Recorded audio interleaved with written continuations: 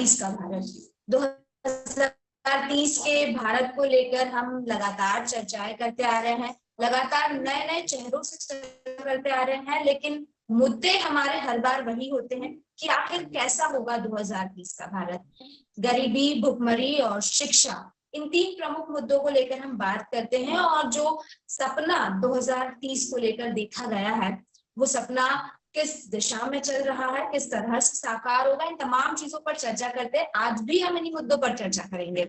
हमारे साथ आज जो गेस्ट मौजूद है उनके बारे में बता दूं कि हमारे साथ तारिक खान जी मौजूद है, समाजवादी पार्टी के प्रवक्ता है और कई जगह पर बेबाकी से अपनी बातें रख चुके हैं। तो उम्मीद करते हैं कि आज यहाँ पर भी आप बड़ी बेबाकी से अपनी बातें रखेंगे। सबसे पहले तो सर आपका बहुत बहुत स्वागत है। ठीक, तो सर क्योंकि 2030 के भारत का एक सपना लेकर हम चल रहे हैं और बड़ी ही उम्मीदों के साथ चल रहे हैं कि 2030 में भारत देश की जो तस्वीर है वो कुछ और दिखाई दे, और ज्यादा बेहतर और ज्यादा अच्छी दिखाई दे।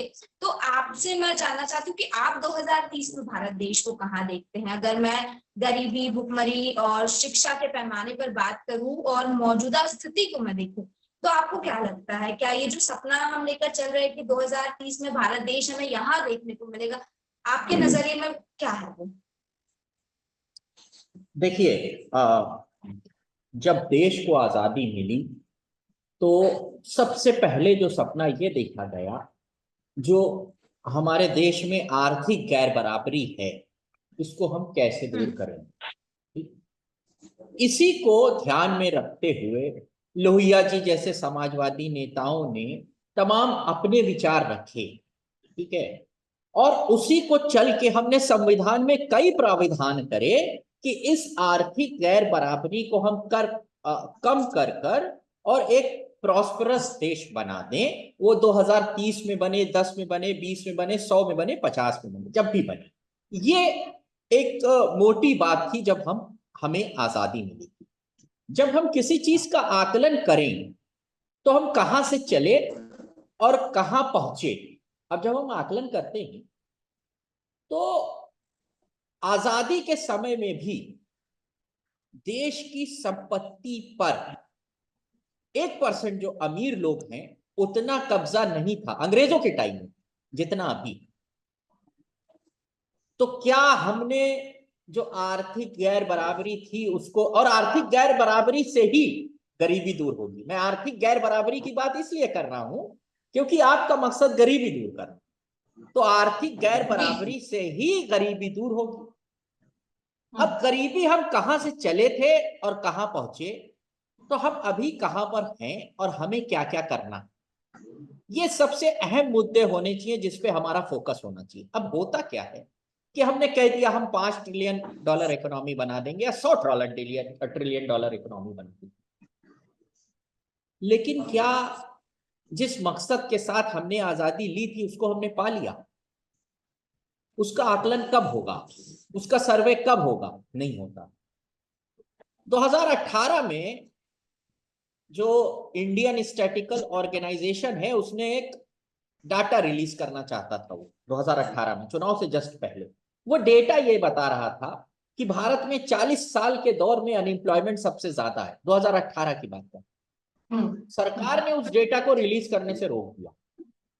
उसी टाइम पे 2 अधिकारियों ने इस्तीफा भी दे दिया क्योंकि ये डेटा रेगुलर, जो इंडियन स्टैटिकल ऑर्गेनाइजेशन है वो लगातार इन डेटाओं को रिलीज किया करता है। डेटा क्या है?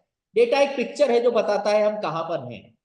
नहीं रिलीज होने दिया, उन 2 अधिकारियों ने इस्तीफा दिया। 18 और चुनाव के बाद 19 में जब मोदी साहब जीत गए तो उस डेटा को रिलीज करने दिया गया। मेरा बताने का मकसद यह है कि हम मान लेते हैं, हम कहते हैं कि हम $5 ट्रिलियन इकोनॉमी बनाएंगे, तो हमें यह भी देखना चाहिए कि हमने भूखमरी कितनी दूर की। अब मोदी सरकार ने कह दिया कि हमने 25 करोड़ लोगों को गरीबी रेखा से बाहर निकाला। गरीबी रेखा ही पे मेरा सवाल है, क्योंकि हमारी जो गरीबी रेखा है वो मुझे समझ ही में नहीं आती। क्योंकि हम ये कहते हैं कि शहरी क्षेत्र और ग्रामीण क्षेत्र में 1000 रुपए और 1200 रुपए जो कमाता है उसके जी। ऊपर जो कमाने लगेगा वो गरीब नहीं रहेगा। और ये सवाल मेरा सभी सरकारों से, वो मैं रेखा आपसे हमेशा से बनती रही।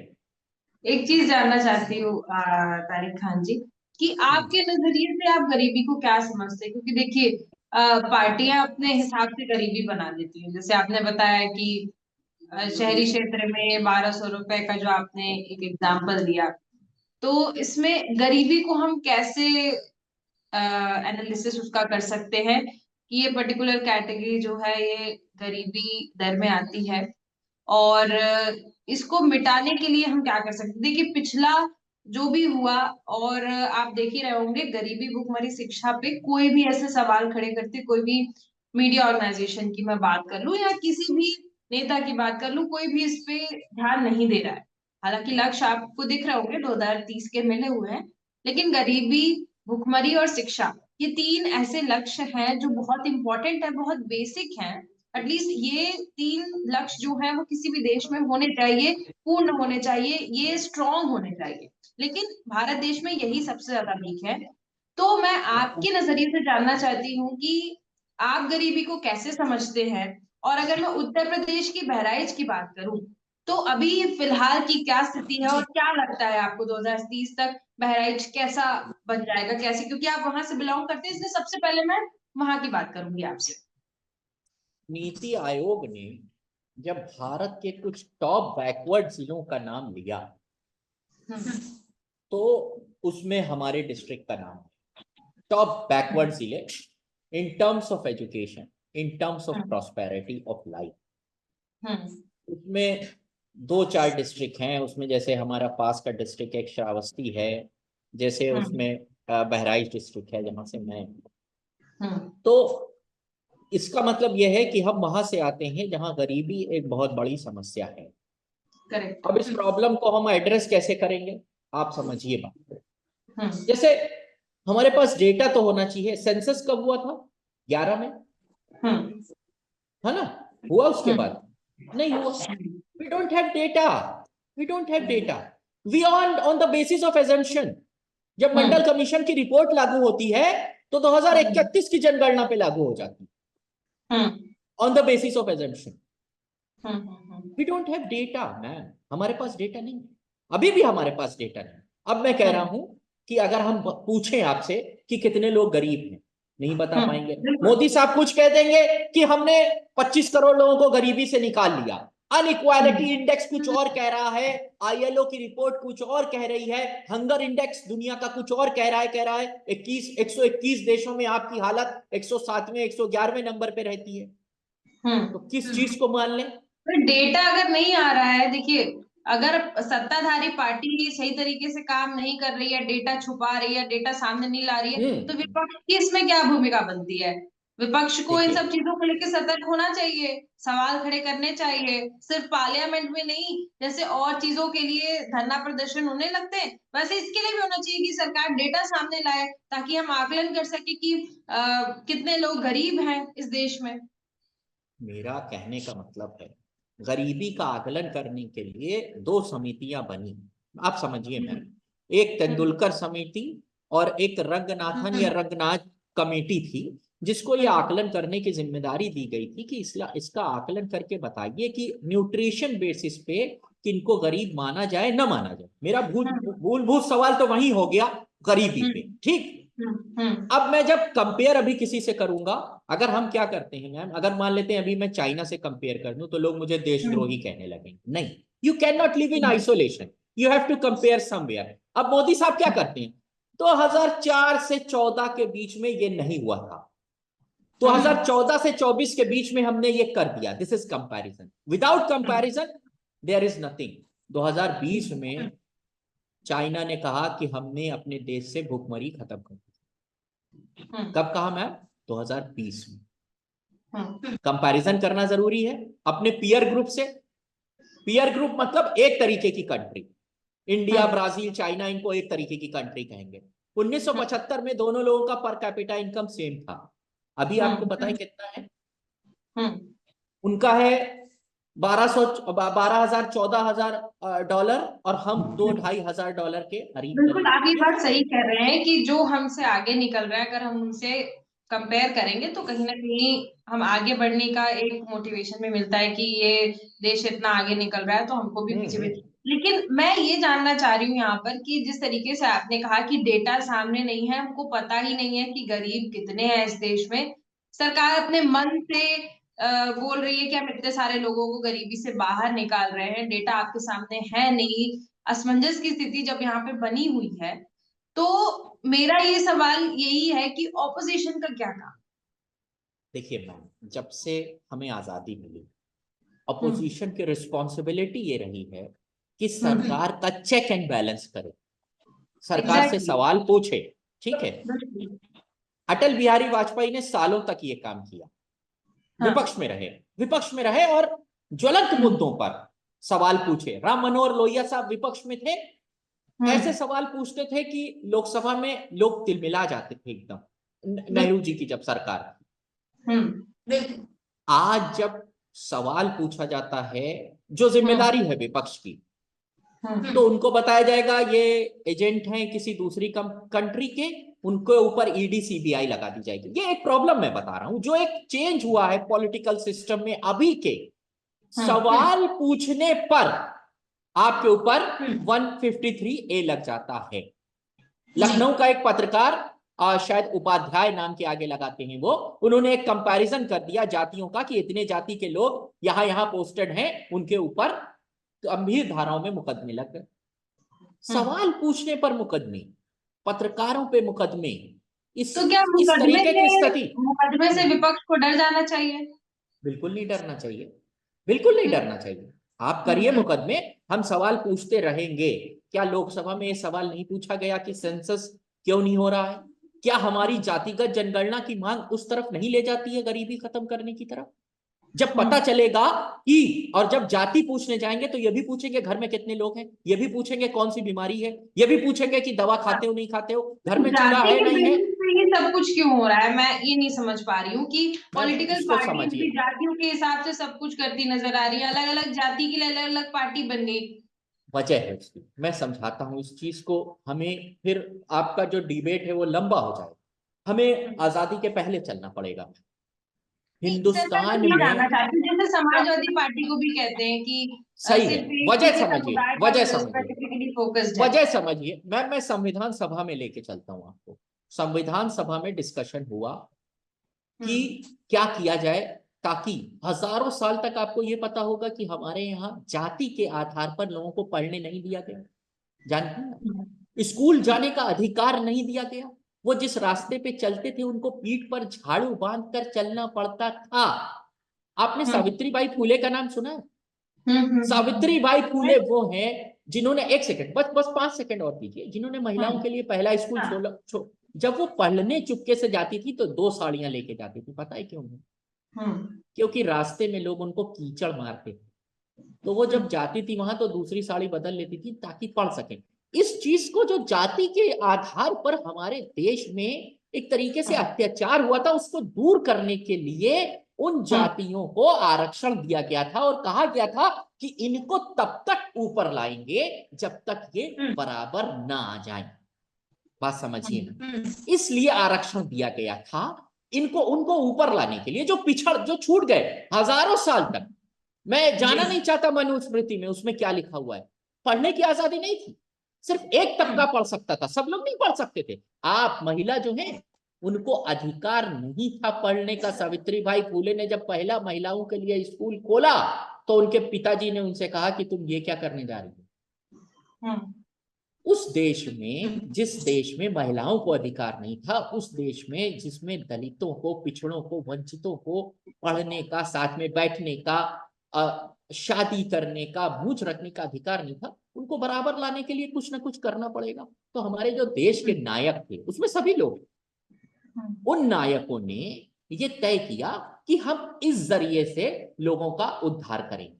अब मैम एक बात बताइए, जब ये पता ही नहीं चलेगा कि कौन पिछड़ा है, कौन पीछे रह गया, क्या आप नहीं जानती हैं कि आज भी गांव में हम रोज खबर सुनते हैं कि किसी दलित को मारा गया, वो घोड़ी पे चढ़ रहा था, उसको नहीं बैठने दी गया, उसको मूंछ रखने के लिए मारा गया। मध्य प्रदेश में कई घटनाएं हुई जब उनके ऊपर पेशाब किया गया, हुई नहीं हुई? ये कौन लोग हैं? इनको बराबर लाने के ये लिए चीजें बिल्कुल हमें सामने आती इनिशिएटिव हैं। चाहिए।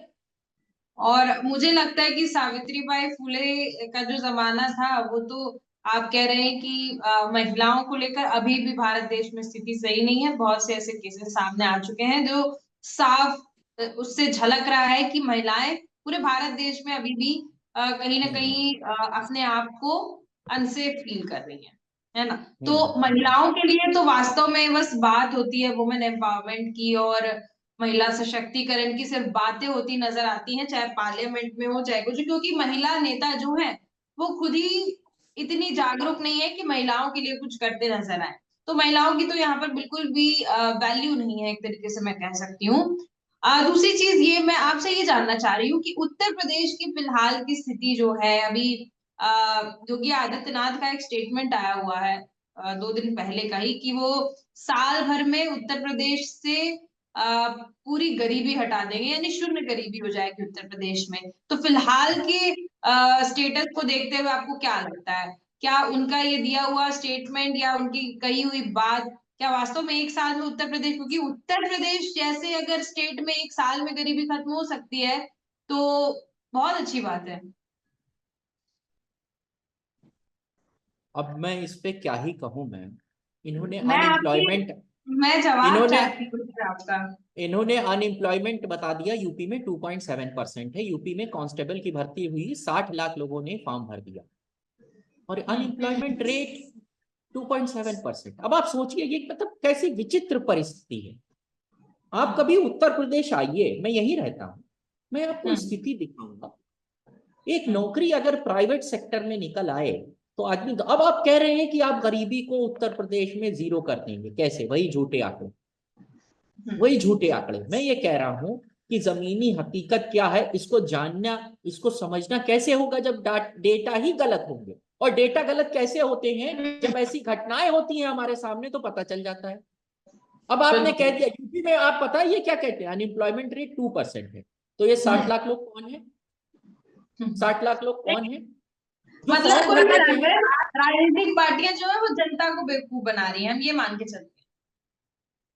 मैम देखिए, मेरा कहने का मतलब है कि राजनीतिक पार्टियां बेवकूफ बना रही हैं ये नहीं कहूंगा मैं। मैम देखिए बना रही है प्रॉब्लम सर, को देखिए ना, लोगों को बेवकूफ आपस में तो वो सब समझ रहे हैं, आपस में राजनीतिक एड्रेस, पार्टियां सब समझ रही हैं कि वो क्या कर रही है, लेकिन जनता यहाँ पर जो है उस वो असमंजस में फंसी हुई है कि हम करें क्या। हम इधर वोट दे रहे हैं तो भी वही हाल है, इधर वोट दे रहे हैं तो भी वही हाल है, चुने किसको? तो कुछ दिन में तो फिर वैसा ही हो जाएगा कि वोट भी नहीं देंगे लोग। भारत जैसे बड़े देश में मैम देखिए ये तो वाकई में चैलेंजिंग होता है किसी भी सरकार के लिए स्थितियां ठीक करना। इस बात को मैं मानता हूं, किसी की भी सरकार हो, हमारी सरकार हो या, लेकिन देखिए आप किस रास्ते पे चल रहे हैं। हम लोहिया जी के रास्ते पे चल रहे हैं, हमें बराबरी लेके आनी, हम कैसे करते हैं हमारा रास्ता है। आपने, आप क्या कहते हैं? आप कहते हैं कि हम मंदिर बनाएंगे कुछ भी हो जाए। आप कब्रिस्तान, शमशान और इस तरीके की बातें करेंगे जिसमें ज्यादातर धार्मिक एंगल लेके आएगा। भारतीय जनता पार्टी ने अगर 2 रन से, 2 सीट से 303 रन बनाए हैं तो उसकी पिच धर्म रही। धर्म की पिच पर खेलकर इतने रन बनाए। अब आप मैम एक बात बताइए, जब धर्म इस धर्म बार की काम पिच नहीं पर, आया, देखिए आपने उत्तर प्रदेश का वो देखा ना रिजल्ट, तो वो धर्म ठीक इस है, बार काम नहीं आया है। इस बार नहीं आया, मगर उनकी राजनीति केंद्रित वहीं पे है, वहीं पे है, वहीं अब पे हो है। सकता है उत्तर प्रदेश के रिजल्ट के बाद उनका जो रुख है किसी और तरफ बदल जाए, क्योंकि उन्होंने देख लिया कि उत्तर प्रदेश के लोग जो हैं नहीं इतने बदला, बेवकूफ नहीं है। नहीं बदला, नहीं बदला। आप देख लीजिए उसके बाद भी जो उनका द्वेष है धर्म के प्रति।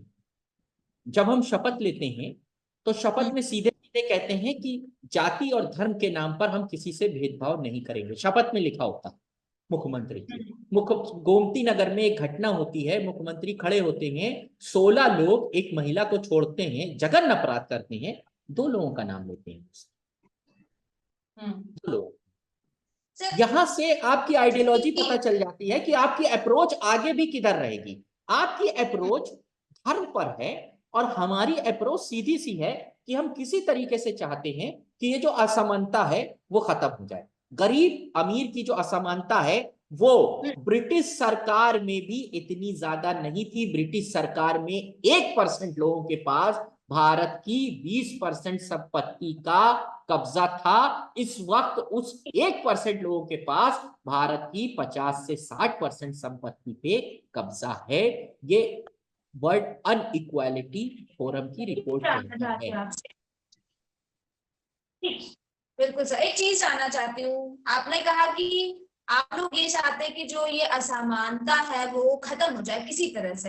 एक चीज जानना चाहती हूँ कि अगर आप लोगों को मौका मिलता है, ठीक है, तो किस तरह से आप इस असमानता को खत्म करेंगे? क्योंकि ये असमानता जो है वो 8 सालों से ये असमानता चली आ रही है और कहीं ना कहीं देखा है कि बढ़ती जा रही है, और इसी के ऊपर तमाम राजनीतिक पार्टियां अपनी राजनीति कर रही है, वोट हासिल करने की कोशिश कर रही है, राजनीति कर रही है। तो फिर ये असमानता कैसे खत्म होगी?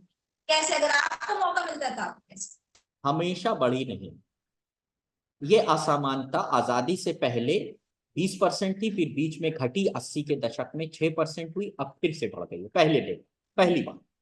दूसरी बात मैं ये कह रहा हूं कि घंटों में सालों में नहीं कम हो सकती, बड़ा लंबा अंतराल लगेगा। एक विजन की जरूरत है। वो विजन क्या होगा? विजन सीधा सीधा होना ये चाहिए कि ये जो आर्थिक समानता है कैसे दूर होगी। सामाजिक समानता लेके आएंगे, सामाजिक समानता लेकर आएंगे तो आर्थिक समानता भी दूर हो जाएगी।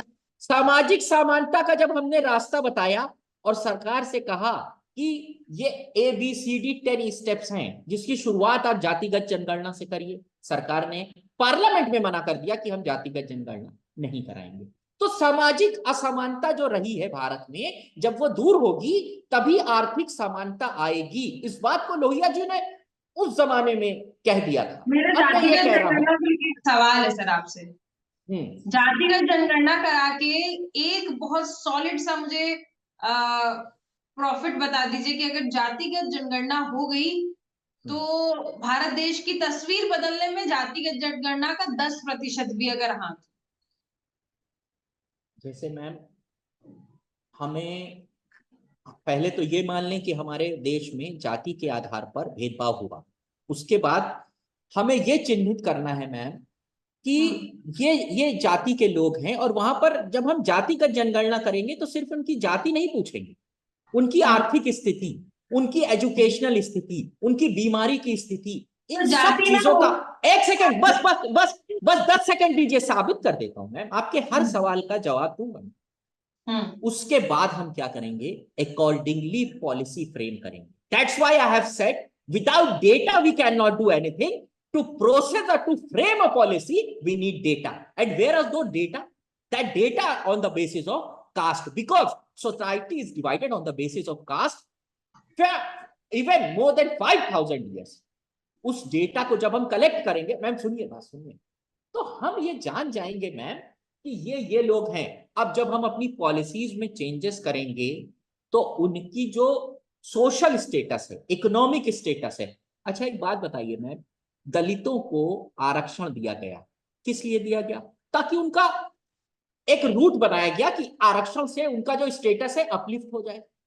ऐसे ही जब आज है मान रहा हूं मैं, इसीलिए मैं कह रहा हूं कि जब जाति के हिसाब से जनगणना होगी, और सिर्फ जनगणना नहीं, हम जाएंगे पूछेंगे नहीं तुम्हारी जाति क्या है, हमने कहा मुसलमान है, ये नहीं पूछना मैम। उनकी n नंबर्स ऑफ फैक्टर्स, आपके घर में कितने लोग हैं, आपकी प्रजनन दर क्या है, आपकी एजुकेशन स्टेटस क्या है। वही मैंने आपसे बोला ना कि जनगणना अलग चीज होती है और जाति के आधार पर जनगणना अलग चीज होती है। अगर जाति के आधार पर जनगणना पे फोकस किया जा रहा है, इट टोटली मीन्स कि किसी भी राजनीतिक पार्टी को ये जानने की कोशिश करना है कि इस राज्य में ST SC OBC के लोग कितने हैं, जनरल कितने हैं, हिंदू कितने हैं, मुसलमान कितने हैं, ताकि उस हिसाब से वो अपने आगे की चुनाव की प्रक्रिया, चुनावी तैयारियां जो है उस हिसाब से करते नजर आए। ठीक है, ये होता है फोकस, मेजर फोकस होता है, क्योंकि राजनीतिक पार्टी अब अगर मैं देखूं तो लोगों से इमोशनल कनेक्ट नहीं हो पा रही, कहीं ना कहीं यहाँ पर लैग कर रही है। इस वजह से देखिए ऑपोजिशन की मैं बात बार बार इसलिए खड़ा करती हूँ कि अगर सत्ताधारी पार्टी कोई भी कुछ ऐसी गलत गतिविधियां करती नजर आ रही है तो पूरी की पूरी जिम्मेदारी, it's a responsibility of the opposition parties to protest against those parties, जो सत्ताधारी पार्टी है उसके अगेंस्ट आपको खड़ा होना पड़ेगा, जो कि नहीं खड़ी हो पा रही। आप डर रहे हैं केस से, मुकदमे से, तो ये सारी चीजें राजनीति में तो होती रहेंगी, लेकिन लोगों का हित नहीं होता दिख रहा है। लोग आखिर जो वोट दे रहे हैं उनका आउटकम लोगों को नहीं मिल रहा है। जातिगत तौर पे जो जनगणना की बात बहुत पहले से चली आ रही है, और इस पे देखिए गलत चीजों पर हमेशा विरोध रहता है, लेकिन जातिगत तौर पे जो जनगणना की बात है वो बिल्कुल भी जायज नहीं है। सिर्फ और सिर्फ पॉलिटिकल पार्टी अपने प्रॉफिट के लिए कि हमको इससे क्या मिल सकेगा, इस आधार पर जातिगत जनगणना करवाने के लिए आगे दिख रही है। बाकी लोगों का इससे कुछ नहीं होने वाला है, ये लोगों को भी पता है। अब आप इससे एग्री नहीं करेंगे क्योंकि आपकी नहीं पार्टी को भी जातिगत जनगणना चाहिए, इसलिए आप नहीं इससे नहीं, एग्री नहीं करते नजर आएंगे। लोकतंत्र का जो सबसे खूबसूरत चेहरा है वो ये है कि अपनी विपरीत चीजों को शालीनता से सुनने, अपनी विपरीत दिशा की चीजों को जो मैं नहीं पसंद करता हूं उसको भी ध्यान पूर्वक सुनना, ये पर्यायवाची है लोकतंत्र, जो खत्म हो गया। हम अपने अंदर उस चीज को जिंदा रखता हूं, खासकर मैं। जैसे कोई कहता है जो बात जैसे आपने कही, मैं इस बात से डिसएग्री करता हूं, लेकिन फिर भी आपकी बातों को रिस्पेक्टफुली सुनना ये मेरी जिम्मेदारी है, यही लोकतंत्र हमको सिखाता है। बिल्कुल। अब मैं ये कह रहा हूं कि आप मानती हैं, यही डिफरेंस ऑफ ओपिनियन है, डिफरेंस ऑफ ओपिनियन है, बट यहां पर हमारे आपके मत अलग अलग है, लेकिन रास्ता अलग अलग है, लेकिन मकसद एक ही है, समग्र एक विकसित भारत बनना। एंड जो पॉइंट है वो सेम है हमारा। मुझे लगता है कि हम वो जो जातियों के साथ भेदभाव हुआ है उनको ठीक कर कर उनकी इकोनॉमिक स्थिति, चलिए मैं कह रहा हूं मेरा रास्ता गलत है, ठीक, आप अपना रास्ता, आप अपने रास्ते से प्रॉस्पर कर दीजिए। अभी आपको लगता है इंडिया प्रॉस्पर है? बिल्कुल नहीं है, इसीलिए तो हम अलग इसीलिए अलग मैं कह रहा पार्टियों हूं, के अलग अलग लोगों से मैं सवाल इसीलिए यहाँ मैं पर कह रहा पूछ हूं, रहे हैं। मैं कह रहा हूं मेरा ही रास्ता सही है, दिस इज नॉट राइट। मेरा रास्ता सही हो सकता है, दिस इज राइट। मैं देखिए तारिक खान जी, बहुत से रास्ते हैं लेकिन रास्तों पर कोई काम नहीं कर रहा है, बात साफ है। रास्ते बहुत सारे हैं, देखिए प्रॉब्लम बहुत सारी रहती हैं, सोल्यूशन भी उसका रहता है, लेकिन काम कोई भी करता हुआ नहीं दिख रहा है। दामिनी, क्योंकि समय कम है तो मैं चाहूंगी एक आखिरी सवाल पूछ लो। बिल्कुल सर, एक आखिरी सवाल मैं आपसे करना चाहूंगी, क्योंकि शिक्षा को लेकर मैं आपसे बात करना चाहूंगी उत्तर प्रदेश की। हालांकि उत्तर प्रदेश को एक कह सकते हैं कि उत्तर प्रदेश बोर्ड जो है वो काफी टफ बोर्ड माना जाता है, लेकिन उसके बावजूद उत्तर प्रदेश में शिक्षा कहीं ना कहीं बहुत पीछे दिखाई दे रही है। अगर हम कुछ खबरों की बात करें या पिछले कुछ दिनों की बात करें तो कई सारे ऐसे वाकये सामने भी आए हैं, शिक्षा को लेकर कई सारे सवाल भी उठे हैं। तो अभी मैं ये आपसे जानना चाहती हूँ कि उत्तर प्रदेश में शिक्षा की क्या स्थिति है और क्या लगता है आपको क्या होना चाहिए? अगर किसी देश को विकसित होना है तो सबसे ज्यादा काम शिक्षा पे होना चाहिए, ये हमने बड़े बड़े जो समाज सुधारक हैं उनके मुंह से सुना। अच्छा, फिर हमने, आपने सुना होगा कि एजुकेशन पॉलिसी बनाई, न्यू एजुकेशन पॉलिसी बनाई 2020। उसमें कहा कि हम एजुकेशन पे बजट का 6% खर्च करेंगे। कितना कर रहे हैं? 2-2.5%, 2.6%। 6% क्यों नहीं कर रहे हैं? क्यों नहीं कर रहे हैं? क्योंकि शिक्षा जरूरी नहीं है। क्यों नहीं कर रहे हैं 6%? Who are stopping you? पार्टियां, एक चीज जानना चाहती हूँ, क्या हाँ, राजनीतिक पार्टियां जान शिक्षा पर खर्च नहीं करना चाह रही कि अगर शिक्षा पर ज्यादा खर्च किया, लोग ज्यादा शिक्षित हो गए तो कहीं ना कहीं वो उनके लिए नुकसानदायक होगा? नहीं जो मैम, मुझे समझ में नहीं आता है कि जब जो आपने national education new education policy बनाई उसी में 6% का टारगेट दिया गया। अब हम फिर कंपेयर करेंगे और देश कितना करते हैं, बहुत आगे हैं, फिर कंपेयर करूंगा। अब मैं ये कह रहा हूं कि आप एजुकेशन पे, क्योंकि जब आप खर्च करेंगे तभी तो आप देखेंगे कुछ डेवलपमेंट हो रहा है, और केंद्र सरकार स्टेटों को पैसा देगी तभी स्टेट अपनी एजुकेशन पॉलिसी को बेहतर बनाएंगे। अब स्टेट अपनी एजुकेशन पॉलिसी के लिए क्या कर रहा है? क्योंकि आप ज्यादातर प्रचार में व्यस्त हैं या कुछ चीजें तोड़ने में व्यस्त हैं, इसका घर गिरा तो उसका घर गिरा। उत्तर प्रदेश के एजुकेशन के बारे में जानना चाह रही हूँ, क्योंकि एक चीज मैं खुद स्कूल चलाता हूँ, पढ़ रही थी। मैं खुद स्कूल चलाता हूँ, अब मुझसे सुनिए। Sir Syed girls inter college, आप बहराइच आइए, मैं दिखा, 1000 बच्चियों को पढ़ाता हूँ, 300 to 400 फीस लेता हूँ, तकरीबन 20% बच्चियों की फीस जीरो कर देता हूँ, zero. I show you, come to Bahraich, send somebody or do a research. Ask somebody in Bahraich, do you know about Sir Syed Girls Inter College?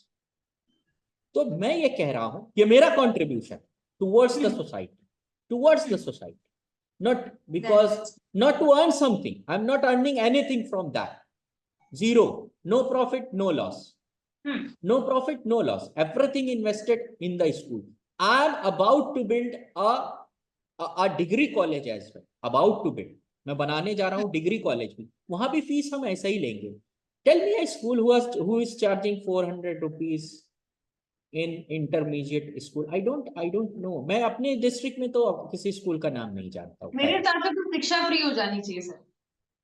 उसके लिए सरकार को बजट 6% करना पड़ेगा, वहीं से शुरू किया था मैंने। समाजवादी पार्टी अगर आ गई तो फ्री हो जाएगी। समाजवादी पार्टी की जो आपकी वैल्यूएबल एडवाइस है, इसको राष्ट्रीय अध्यक्ष जी के सामने रखना मेरी जिम्मेदारी है। यही कहता हूं कि जब हम डिस्कशन के लिए आएंगे तो हमको एजुकेशन फ्री कर देनी चाहिए, फ्री कर देनी चाहिए। मैं इस बात का बिल्कुल पैरोकार हूं, क्योंकि जब अगर हम सत्ता में आते हैं और हम आज बड़ी बड़ी बात कर रहे हैं और कल हम सत्ता में आते हैं तो क्या करेंगे, सवाल होना चाहिए। तो एजुकेशन फ्री होनी चाहिए, हम इस बात की पैरोकारी करते हैं और ये है भी।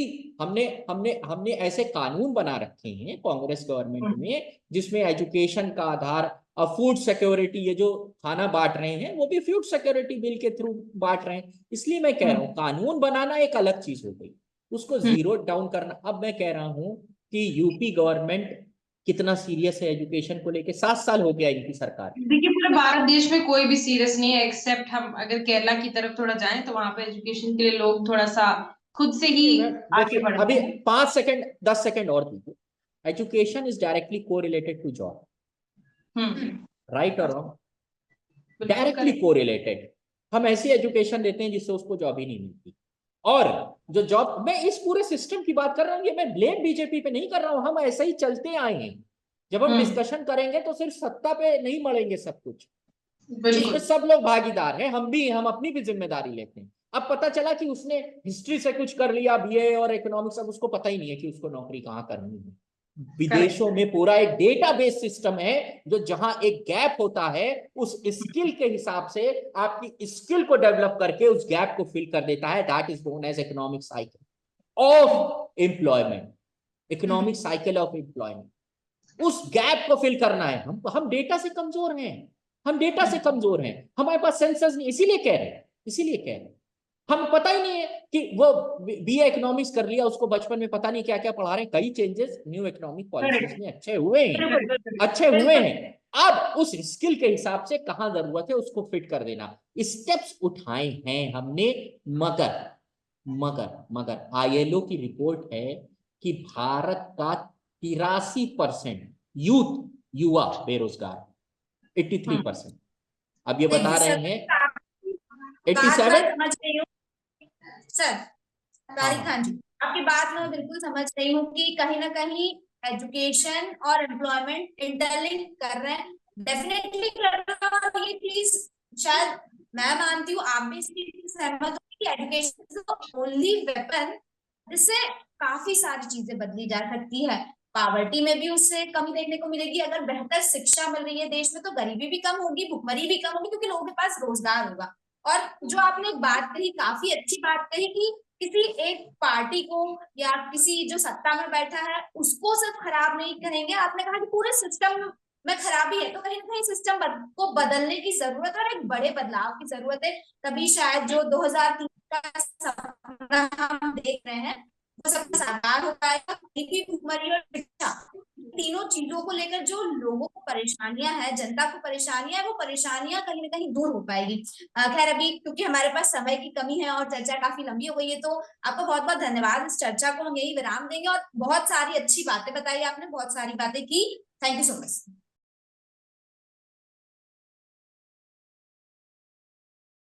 है।